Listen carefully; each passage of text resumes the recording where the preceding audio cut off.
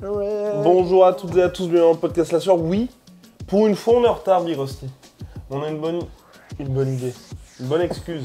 On était dans l'avion pour aller à Las Vegas, Nevada, puisque c'est une somme UFC 285 la semaine prochaine. Mais on va pas parler de ça, on va parler de boxe. Cette semaine.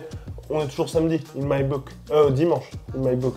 Donc du coup, ce week-end là, il y avait Jake Paul contre Tommy Fury. Et la question que tout le monde se posait, c'est est-ce que Jake Paul allait enfin perdre? Moi, je pensais qu'il allait s'imposer. Je pensais qu'il allait même s'imposer avant la limite. Parce que Tommy Fury ne m'avait pas impressionné dans ses dernières sorties. Non. Et je trouvais qu'il n'avait de Fury que le nom de famille. Parce que c'est vrai que pour ses skills en termes de boxe, il était très très loin de ses frères et cousins qui ont eu des brillantes carrières. Et puis Tyson Fury que vous connaissez tous.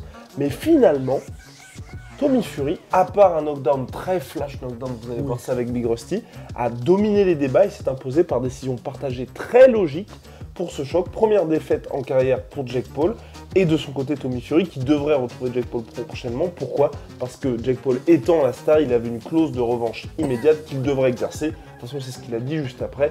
Il veut sa revanche générique. Soit.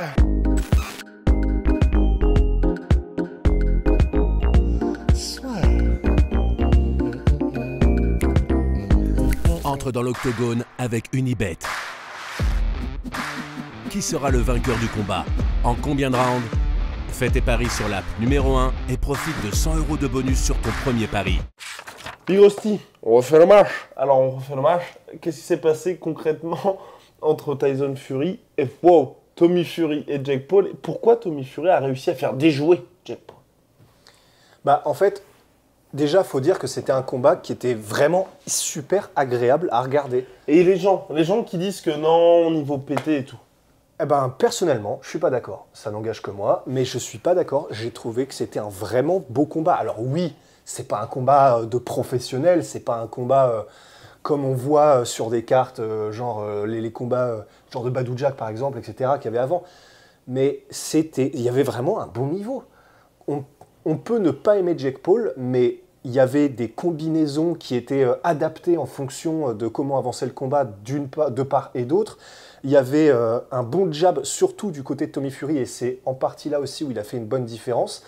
Il y avait une lecture du rythme de l'adversaire qui était vraiment efficace d'un côté et de l'autre. Ils ont tous les deux chopé un peu le rythme Tommy de Jake Paul et Jake Paul de Tommy pour placer des bons coups en contre et qui dénotaient d'une intelligence de combat pendant et probablement aussi d'une bonne préparation avant. Et franchement, il y avait à boire et à manger, c'était pas unidimensionnel, ils ont vraiment varié.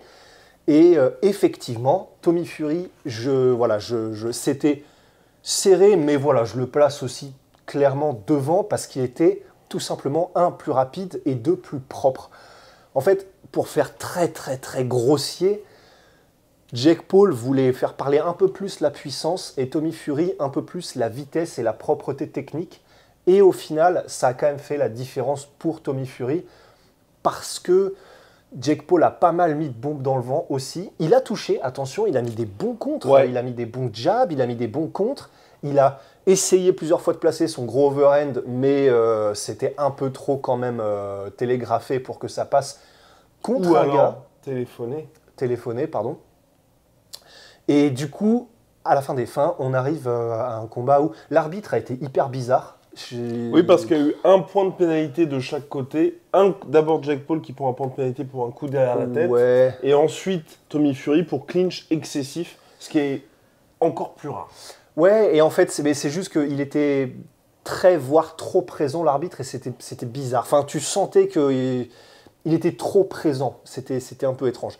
Et pour ce qui est du knockdown de Jake Paul, tu peux vraiment pas faire plus flash comme knockdown.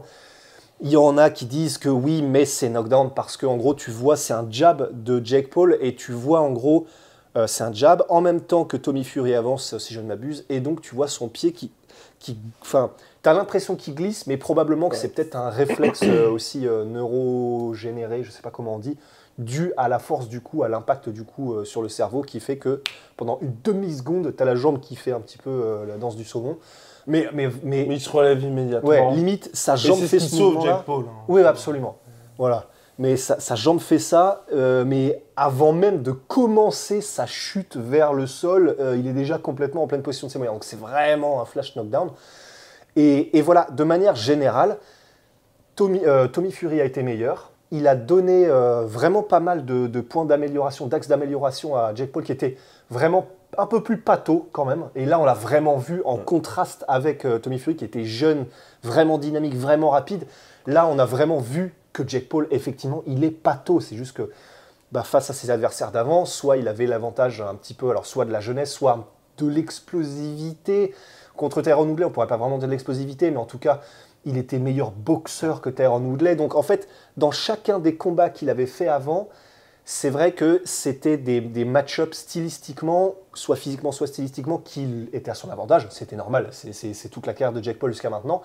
Et là, il s'est retrouvé effectivement face à quelqu'un qui donc, alors que je pensais aussi qu'il allait battre Tommy Fury, face à quelqu'un qui lui a donné quand même de bonnes leçons aussi, qui lui a donné de pas mal de choses à voir pour les prochains combats, et qui en plus, physiquement, était vraiment présent, comparé aux adversaires d'avant. Il a peut-être péché par excès de confiance par moment dans le combat aussi, j'ai trouvé. Tommy Fury ? Ouais. Ouais, après, ça m'a pas choqué non plus. Okay. Parce que j'ai trouvé qu'il a justement gardé une confiance constante tout au long du combat, qui a fait que il a mis des belles combinaisons. Les deux ont mis des belles combinaisons, mais un peu plus Tommy Fury, un peu plus souvent, et elles étaient un peu plus longues et plus belles. Et vraiment des combinaisons où vraiment il varie les angles, il varie les uppercuts, crochets directs, et vraiment dans une suite qui se tient, et combinaison à la suite de laquelle il trouve la faille pour placer les derniers coups de la combinaison. Enfin, c'était très plaisant. J'ai vraiment kiffé regarder le combat, et lapidez-moi si vous voulez, mais vraiment.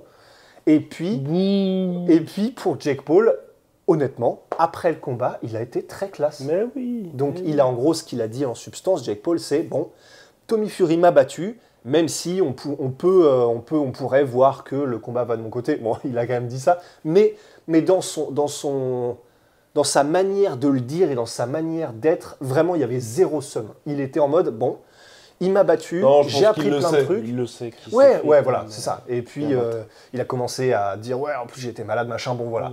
Il sait qu'il a été battu, il sait, mais il dit, jugez-moi sur ma défaite, jugez-moi sur comment je vais revenir, ce qui honnêtement est classe. Enfin, je suis désolé, c'est stylé. Il a rendu du coup les lauriers à son adversaire et à son camp. Il va revenir et en vrai, voilà. Qu'est-ce qu'on peut là reprocher à Jake Paul, par exemple ? Non, c'est clair, rien du tout. C'était un combat qui était dur pour lui. Là, c'est le premier combat face à un vrai boxeur. Il perd à la décision. Il aura une revanche pour montrer qu'effectivement, il peut progresser d'ici là. Donc non, moi je trouve qu'il n'y a rien d'alarmant pour lui. Enfin, on rappelle quand même qu'il ne vient pas de ce sport-là. Pour tous les haters, c'est une bonne nouvelle aussi parce qu'enfin Jake Paul a perdu. Il y avait du beau monde là. Donc non, pour moi c'est un combat clairement qui coche toutes les cases. Et puis ça fait qu'il y aura encore un petit peu plus d'enjeux et de personnes qui seront intéressées pour le retour. Sachant que c'est là aussi tout le truc qu'il y avait. Et on a vu beaucoup d'émotions du côté de Tommy Fury juste après le combat. Il y avait eu plusieurs fois ce combat qui était annulé. Là, je pense que pour la revanche, les gens seront vraiment présents parce que ça va être intéressant. Le seul truc que je trouve dommage, c'est vrai qu'on commençait à parler de Jake Paul au PFL. En MMA, ça va un petit peu... dans tous les sens. Dans tous les sens. Et puis, ce projet-là va prendre du retard alors qu'il travaille vraiment, je pense, sur des choses qui pouvaient un petit peu faire avancer le sport. Là, on va rester sur la boxe encore, je pense, à mon avis, toute l'année 2023. Donc voilà, mais en tout cas, globalement... plaisant, validé par Big Rusty. N'hésitez pas à nous dire ce que vous avez pensé du choc. Je pense que, à mon avis, la plupart des gens, je sais pas du tout si en France la plupart des gens sont des haters de Jake Paul. Des haters de Jake Paul, ouais. Je crois qu'il y en a pas mal. Et en fait, c'est le côté youtubeur qui prend la place à la lumière de vrais boxeurs. Et je pense que ça, c'est aux États-Unis et en France, les gens n'aiment pas ça. Mais après, comme c'est du business et comme... moi, ça me choque plus. Voilà. Ça me choque pas, ça me choque plus. Mais je crois qu'effectivement, il a son lot de haters. Ouais. Affaire à suivre, Big Rusty. Shout out à ma chouette pay. Ma chouette putain. Wow, moins 35%. Même les tongs. Sur Too My Protein, avec le code la sueur, vous pouvez avoir ces magnifiques claquettes. Le combo claquette-chaussette. On n'en parle pas assez, mais ça sauve des vies. À la Voilà, demande. c'est sur myprotein.fr, 35% en moins avec le code la sueur, vous connaissez. À la prochaine, Birosti. J'espère. Ouais. Sorry boy. Putain. Je crois que mon micro...